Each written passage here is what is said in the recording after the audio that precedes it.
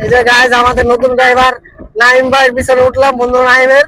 নাইম তো মারাত্মক চালায়, পুরাই হট এন্ড সেক্সি ভাবে চালায়।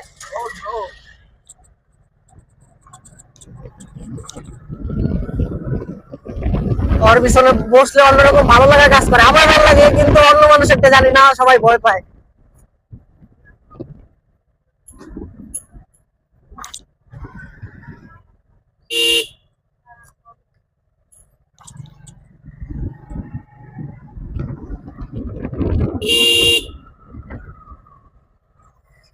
দেখুন গাইস, আপনারাও যদি এদিকে বাইক রাইড করতে চান তো চলে আসবেন আরব বিশ্ব রোডের উপরে বসন্ত বিলাসের রোডটা দিয়ে।